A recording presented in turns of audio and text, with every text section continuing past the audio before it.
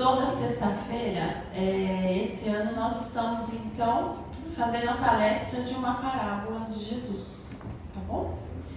E hoje é a parábola do fermento. Vocês já ouviram falar dessa parábola? Alguém já ouviu? Você não vai. Parábola do fermento. A parábola do fermento, ela possui então várias interpretações, tá?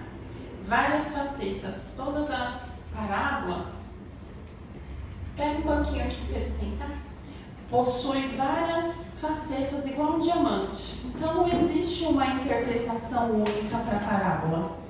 Existem várias. De acordo com a religião, vão ter interpretações que vão ali para a tendência do que aquela religião crê. Tá bom? Ela é bem curtinha. Veja só. O reino dos céus é semelhante ao fermento que uma mulher tomou e escondeu em 3 medidas de farinha, até ficar toda ela levedada. Fim.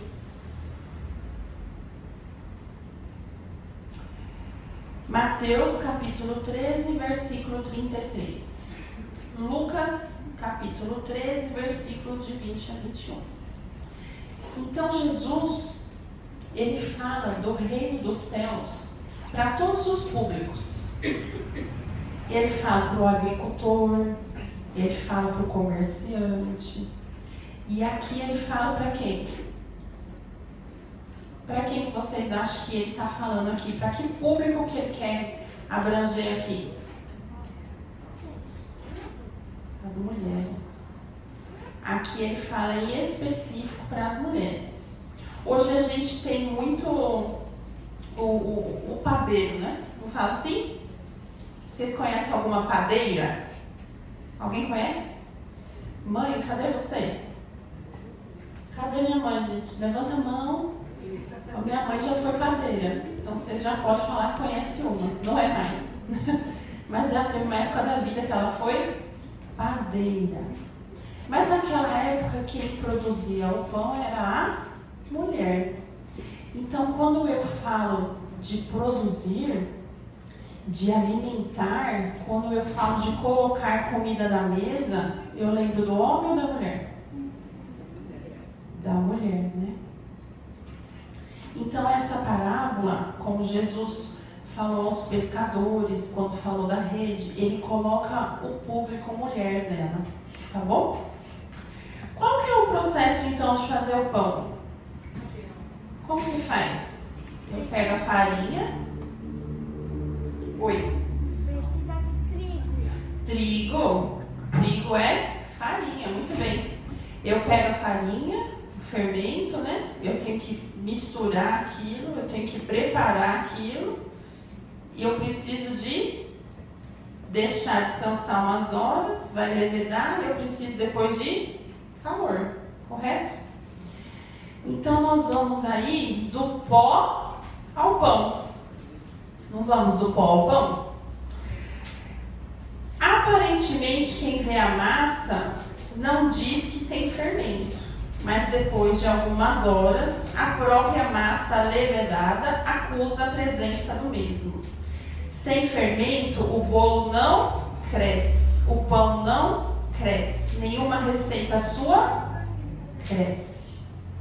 É um ingrediente que evolui e está associado, então, ao crescimento, à evolução. Então, vamos ver essa receita de Jesus. Quais são os ingredientes, então, da parábola? O primeiro, a farinha. Quem que vocês acham que é a farinha? O trigo. Quem que vocês acham que é? Somos nós, né? Somos nós, simples e ignorantes, no nosso caminho individual. Se você pegar um punhado de farinha na mão, você faz alguma coisa só com... Você come aquele pó? Não, né? Eu preciso trabalhar, assar, rechear, misturar, a aguardar, fazer uma receita. Então a farinha aqui, ela representa nós. Ela representa o ser humano, a humanidade, simples e ignorante. Quando Deus nos cria, lá no livro dos Espíritos, Ele cria a todos nós da mesma forma. Todos somos criados simples e ignorantes. Lá explica que o ser humano ele vai tender no seu livre-arbítrio ao bem ou ao mal. Quem tender ao bem, o caminho vai ser mais curto? Vai, mas não quer dizer que eu não tenho que trabalhar e evoluir em virtudes, em me melhorar, os meus defeitos, em crescimento. Quem tender ao mal, o caminho é mais longo, mas o único caminho que leva a Deus é o bem. Então essa pessoa ela pegou um caminho mais longo, mas lá no final ela vai retornar para o caminho do bem. Lá no livro dos Espíritos fala assim que Deus nos cria simples e ignorantes, mas do átomo ao arcanjo. Então Ele nos faz para evoluirmos. Lá explica que a gente passa pelos reinos minerais, da água, vamos evoluindo enquanto espécie até chegarmos em ser humano. E o objetivo da nossa encarnação, da nossa evolução, é chegarmos a arcanjo. Por isso que fala do simples, do átomo ao arcanjo. Porque o objetivo de estarmos encarnados é a perfeição relativa. A perfeição absoluta somente Deus. Mas todos nós aqui temos essa evolução como trilha das nossas encarnações. Chegar a arcanjo. Por isso que a cada encarnação eu tenho que me melhorar. Tá? O que vocês acham? Que o espírito evolui mais encarnado, mais rápido encarnado ou desencarnado? O que vocês acham? Encarnado. Por quê? Ficou tímido agora. Porque nós temos esquecimento. Você não lembra o seu passado. Então, tudo que você fizer aqui, enquanto encarnado, em ajuda ao próximo, em perdão, em conciliação, em melhoria, tudo que você produzir enquanto encarnado tem mais mérito. Eu evoluo no mundo dos espíritos? Sim, mas lá você vai lembrar tudo o que aconteceu, o que você fez, o que você não fez, o que está pendente, o que não está pendente. Então, tudo que nós plantarmos aqui, tudo que nós semearmos aqui tem grande valia na nossa evolução espiritual. Então, essa farinha somos nós. Nós temos, então, que trabalhar as virtudes, transformarmos o nosso moral, para chegarmos lá na classificação dos espíritos puros. Lá na questão 244 do Livro dos Espíritos fala o quê? Que os espíritos puros podem ver Deus. Nós, imperfeitos, podemos sentir. Tá? Então veja que Jesus, ele colocou 3 medidas de farinha, lembra? Ela escondeu em 3 medidas de farinha. Ele foi bem específico. 3. Ele não podia ter falado 4, 5, 6. Mas ele falou 3. Tá? E foi à toa? Não. Então a farinha ela recebe 3 medidas, porque a humanidade recebe 3 medidas, 3 grandes momentos. São 3 grandes períodos de evolução, são etapas de evolução terrestre. Qual que é o primeiro marco então de evolução terrestre? É Moisés. Moisés não vem trazer justiça, não vem trazer os 10 mandamentos, o Deus único, não foi isso que Moisés veio trazer? Então é o primeiro marco da humanidade de evolução. A Umbanda, ela crê em um Deus único ou vários deuses?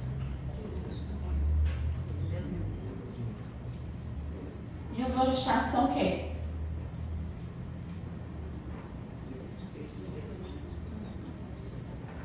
Um Deus único. Os orixás são corporações com vários espíritos militando nela, dos poderes reinantes do Divino Criador. Mas Deus é um só. O Criador é um só. Então, o primeiro marco da humanidade, vamos falar que a nossa primeira medida de farinha foi Moisés. Qual foi a segunda medida de farinha? Jesus.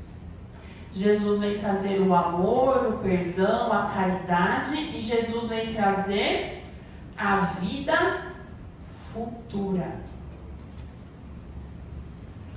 Qual que é o terceiro marco da humanidade? A terceira grande evolução espiritual. É o advento do Consolador prometido. É a ciência do Espiritismo, que vem explicar aquilo que Jesus não teve tempo de finalizar, porque a humanidade não estava preparada e a gente crucificou ele. Então, naquele momento, a humanidade não estava preparada. Então, o terceiro marco, o terceiro período de evolução da humanidade é a ciência do Espiritismo. É esse advento, que se chama Consolador Prometido, porque vem explicar o que antes não foi explicado. Então, a humanidade, ela tem aí à sua disposição para a evolução muito recurso. É a gente que nem sabe o que Jesus fez. Eu nem vou lá ler o Novo Testamento ou ler o Evangelho segundo o Espiritismo. Eu não vou me aprofundar. Eu nem tenho, como fala, vontade. Qual que é o conhecimento mais importante da vida? É o diploma que a gente tira? O diploma você vai levar? No caixão vai levar? É o conhecimento do que Jesus nos trouxe. Por quê? Porque Jesus disse: ninguém chega ao Pai a não ser através de mim. É da imagem dele? É do que ele ensinou. É do que ele deixou. Então, o mínimo que eu tenho que conhecer é o que Jesus veio me ensinar. Tá? Então, nós temos aí 3 medidas de farinha. Veja que tem uma medida essa massa. Pouco não cresce e muito desanda. Eu tenho que respeitar a medida de cada um, que é o tempo. Então, esses períodos de evolução vieram de acordo com períodos da humanidade ao seu tempo. Nós somos aqui beneficiados nessa encarnação, somos muito beneficiados. Nós estamos vindo depois de Kardec e depois do Caboclo das 7 Encruzilhadas. Nós estamos aí com mais de 2000 anos de ensino de Jesus.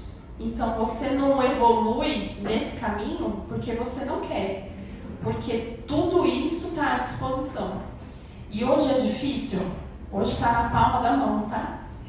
O conhecimento está aí. É a gente que procrastina bastante. Tá bom? Então, eu tenho que respeitar a medida de cada tempo. Não só desses períodos, mas de cada um. Nós estamos aqui no mundo de provas e expiações. Essa é a classificação do nosso planeta Terra. O que quer dizer isso quando a gente estuda lá? Quer dizer que aqui só tem espírito imperfeito. Quer dizer que você casou com um espírito imperfeito, que a sua mãe é um espírito imperfeito, o seu pai é um espírito imperfeito, o seu vizinho é um espírito imperfeito. Deu para entender? Se não fosse imperfeito, já estava ali no mundo de regeneração, no mundo de espírito puro, já estava ali galgando outro caminho. Então, todos nós estamos aqui porque somos espíritos imperfeitos e cada um vai ter um grau de evolução de acordo com a sua encarnação.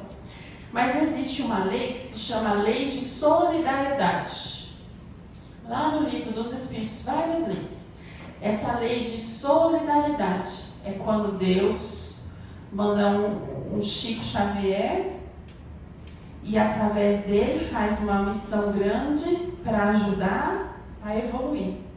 É quando Deus manda uma Madre Teresa de Calcutá, Buda, e assim Deus vai fazendo a gente relembrar o porquê estamos aqui, através de espíritos missionários. Tá? Qual que é o próximo ingrediente, então? Falando da farinha, o próximo é o fermento, correto? Quando a gente cozinha lá, faz a receita, coloca muito ou pouco fermento? Uma medidinha, né? Uma colherzinha pequenininha, senão o negócio... Quem que é o fermento? A gente já não é nada, né? Já viu? A gente está ali, na farinha. Quem que é o fermento?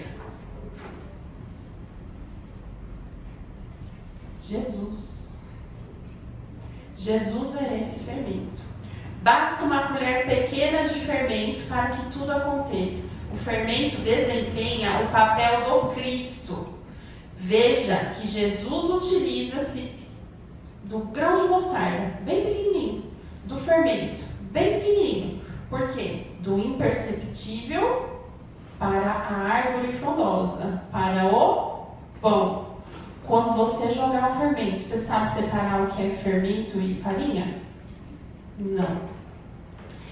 Então, veja, Jesus, ele usa o símbolo do pão não só nesse momento.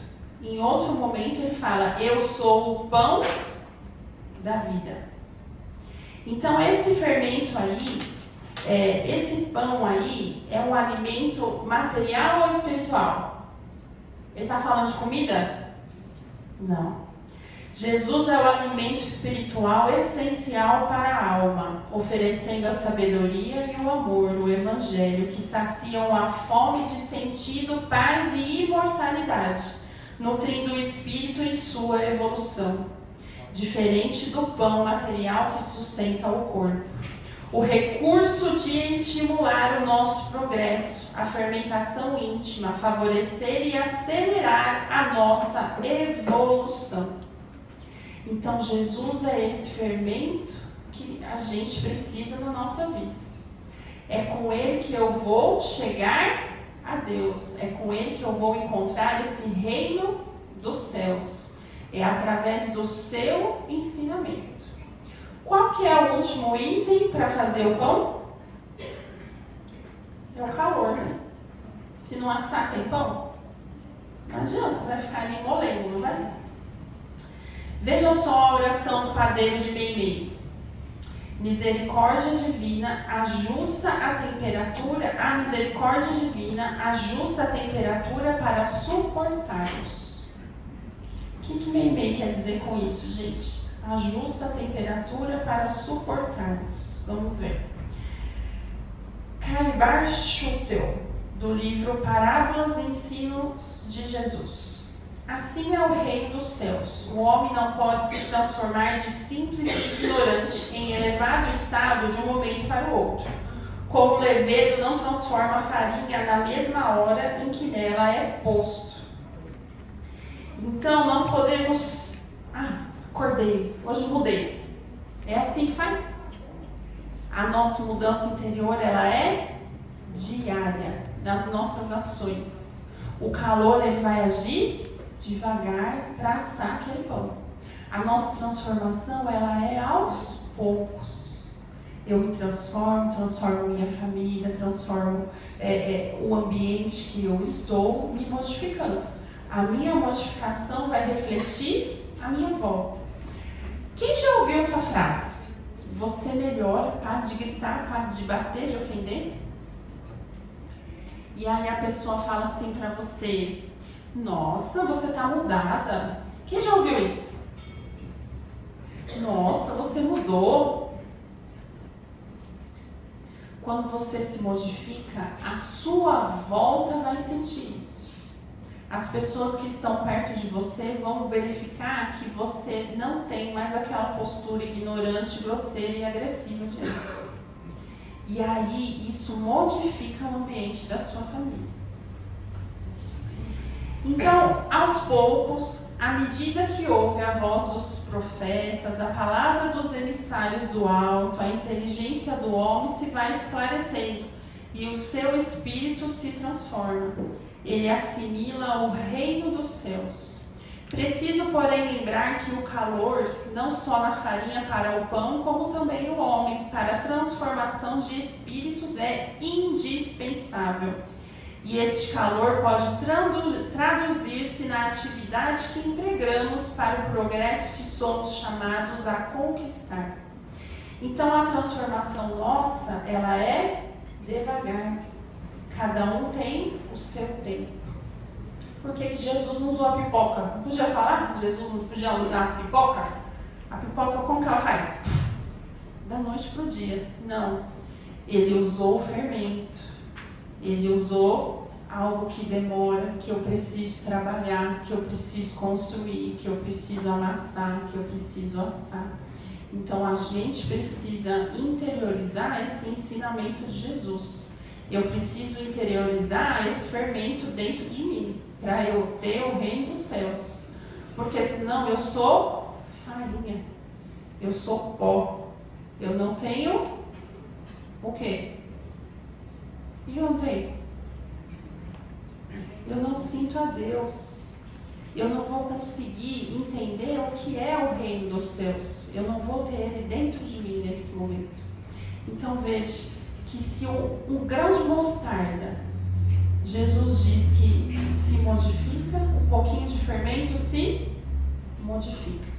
Então nós temos que acreditar na possibilidade de evolução. Nós temos que estabelecer em nós, primeiro, o amor ao próximo, o amor a Deus e o amor a nós mesmos.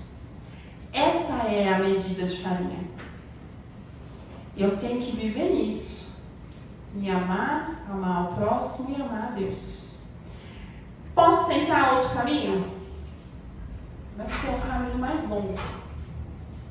E lá no final eu vou entender que a simplicidade de uma frase, de uma parábola dessa, eu posso entender a magnitude de Jesus e de Deus, né?